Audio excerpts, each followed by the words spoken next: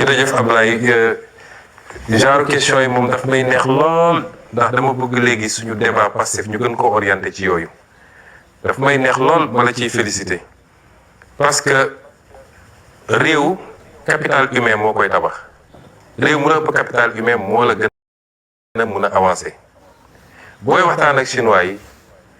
dañ la naan ñun chinois yi dañ koy wax tubaab yi nii wax ko américains yi nii ne leen ñun mun la ñu téye ndax benn ñoo leen ëpp li ñuy former ay ingénieurs par année les chinois forment des millions d'ingénieurs par année millions laa wax de c'est vrai que quand ils sont 1,4 milliard 1,3 milliard mun nañu former ay millions mais soo dajale woon àdduna bi yëpp li ñuy former ingénieur mennum Chine li muy former moo ko ëpp dañu naan ñun mënal ñu téye ndax ñoo leen ëpp ingénieur deuxièmement ñoo leen gën a bari lu ñuy liggéey chinois amul noppalu chinois amul temps bu mu ne ma ngay dem julli ji wala ma ngay lii mi ngi lii travailler 24 heures sur 24 ñii suñu liggéey ba guddi dem ñeneen jël guddi gi ba fajar ci ñoo xam ne tey ñëpp xam nañ ñi ñoo jiitu ci àdduna ana ñun kon la question de la formation lay xew suñu université yi lu koy andi tey université Dakar lan moo ci gën a poser problème mooy tu as 30 000 étudiants ou 25 000 étudiants 25 000 étudiants yi boo ko jëlee yan fac ñoo constitué 80% yi fac lettres ak fac droit soo jëlee fac sciences yi boo leen dajaloon ñoom ñëpp gëwuma ni mat nañu 5% ci université ba comment faire pour renverser cette tendance là mu commencé nag ci formation professionnelle balaa ngay wax enseignement scientifique formation professionnelle soo demee ay Japon ay Suisse ak yooyu xale yi dañ leen di teel a orienté li ëpp ci xale yi dañuy dem formation professionnelle teel a am métier mun a jublu ci liggéey fii ñëpp dañuy dem université moo tax nga gis ko mu def 10 ans université te bu paree 10 ans yooyu boo ko tegee ne ko ban poste de travail laa xam ne su ma la tegoon tey fii nga liggéey mun naa liggéey il faut mu dem defaat beneen recyclage pour mun a liggéey wala mu def concours ñu formé waat ko 1 an ou 2 ans pour mu mun a dem liggéey moo xam day enseigner wala ENAM wala leneen ça pose problème et c'est ça qu'on est en train de faire le ministère de la formation professionnelle ñu ngi koy renforcer mooy li ma annoncé woon keroog Mbour avec la construction des nouveaux centres dans tous les départements l'enseignement scientifique c'est tout un programme bu ñuy teel a identifier les jeunes ak leur potentiel dès l'école élémentaire dès l'école primaire l'école élémentaire et cetera ñi nga xam ne ci mathématiques am nañ ci ay aptitudes ak wala les matières scientifiques ñu gën a soññ nit ñi ñu orienté vers ça ñaar yooyu boo ko cumuler entre la formation professionnelle nga xam ne tey nit mun na jàng métier mbay léegi dem nekk ci mbay bi kii mun na jàng métier wu élevage wala leneen ak leneen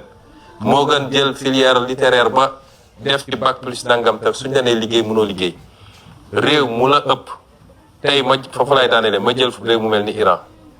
lan moo ko permettre mu résister boo war a mun a defar ay ngànnaay yoo xam ne ñu naan ay supersonique ak yooyu dafa teel a investir sur les ingénieurs bokk na ci réew yu ëpp ingénieur dans le Golfe kon ñun dañu war a inverser tendance boobu loolu bokk na ci suñu vision ak suñu programme te ñu ngi ko commencé dès à présent moo tax société léegi nag yi ñuy créer ak yeneen type formation yi c'est pour pouvoir travailler à inverser un peu cette tendance et créer beaucoup plus de scientifiques dans ce pays dans les métiers du numérique dans les métiers les plus poussés dans la médecine également dans l'intelligence artificielle les nouveaux métiers mais également dans les domaines classiques merci ci question boobu ñu jël ki ci tegu.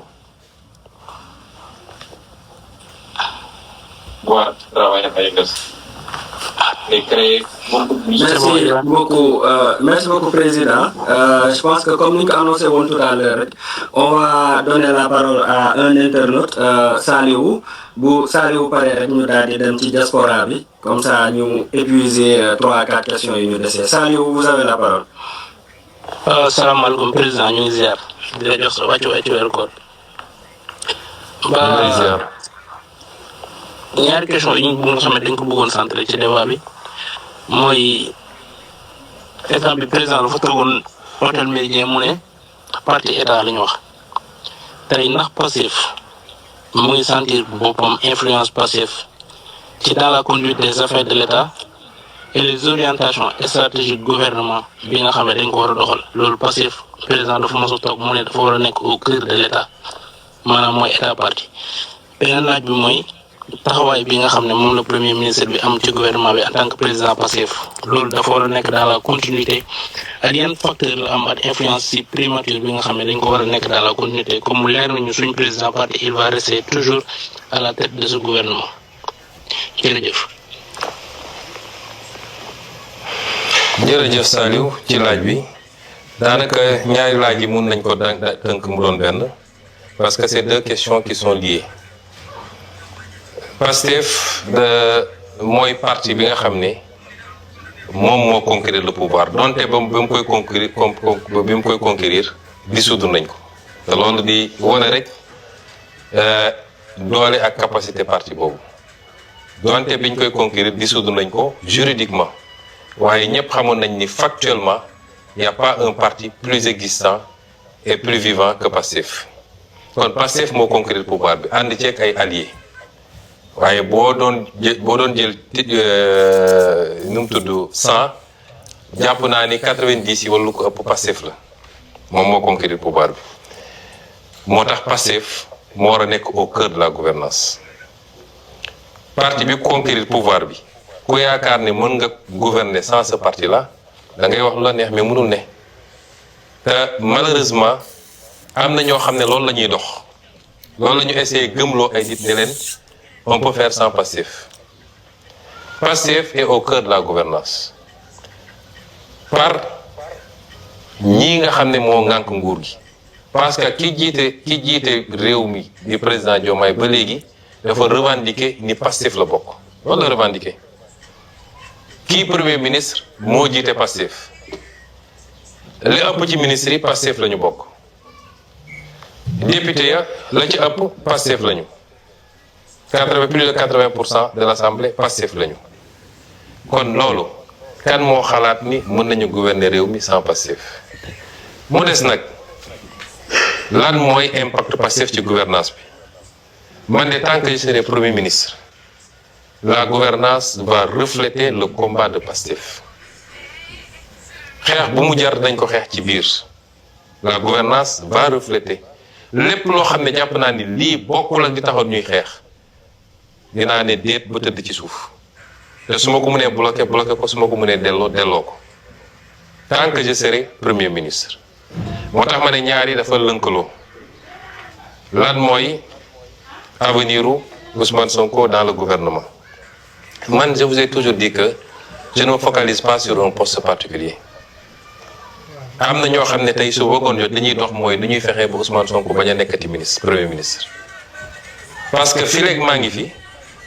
la ñu bëgg mu yomb ci ñoom ay lobby la ay ba ci suñu biir ba suñu biir ma wax leen ko am na ñoo xam ne tey seen pexe su wangoor mu doon jot mooy dañuy dem sax di déyaate di wax lu ne waaye nañu fexe moom comme affaire am dafa métti mbir mi dafa dëgër et cetera dafa mel ni moom mooy président balaa may dee ñu ne premier ministre super fort man je suis pas un premier ministre super fort man maay le premier ministre bi gën a néew pouvoir dem leen ngeen jël le décret de répartition des services bu Abdallah Boun Dionne ak ñi ko jiitu ci premier ministre ba bi ñuy tas primature parce que bi ñu dellu see primature jotuñoo def yooyu donc sooy jël baromètre da nga koy jël foofu di ngeen gis ni maa gën a néew ay pouvoir ci premier ministre fi jaar bëri na ay services yoo xam ne mi nga woon primature tey ma nga présidence de la république réclamé wu ma ko parce que man xëccoo ma pouvoir la primature n'est pas forte parce que dañ maa jox ay super pouvoir la primature est forte parce que man maa fa nekk dafa am loo xam ne je le dis avec toute l'humilité nit ki ni ngay solee yére bi ñu la ñawal mooy jox valeur yére boobu man awma plus de pouvoir que premier ministre fi jaaroon ñoom ñoo ma ëppoon pouvoir dans les textes waaye man lu may def dama koy mat ba mu mat sëkk man duma koo xam ne dañ lay jox nga nekk fii di dàmbayeloo sax oui monsieur nangam déedéet damay def li ma war a def président jox naa ko cër ba mu mat sëkk moom mooy président de la république lu mu wax ma ne ko son excellence monsieur le président de la république waaye ni mu amee ay pouvoir ci constitution noonu la amee ay pouvoir ci constitution man tam nit ñi dañoo foog ne premier ministre benn appendice la déedéet constitution da ko jox pouvoir il est le chef de l'administration il est le chef du gouvernement et il conduit la politique de la nation loolu kan moo ko ëpp cër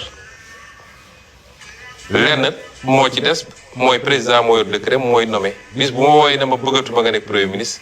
ma dellu toog mais je suis le premier ministre du Sénégal te dama koy xool leen premier ministre France wala feneen ak feneen est-ce que xam ngeen ni en France le président n'a pas l'initiative de la loi c'est le premier ministre c'est le premier ministre qui définit la politique de la nation en France ñooñu ñoo ëpp pouvoir foofu ko suñu premier ministre yi am na ay réformes yu war a ñëw nee nañ dañuy changer lu bëree bëri man réclamer mu benn pouvoir man li ma yor doy na ma sëkk te réforme buy amit parce que léegi damay dégg président de la République ne je veux un premier ministre super fort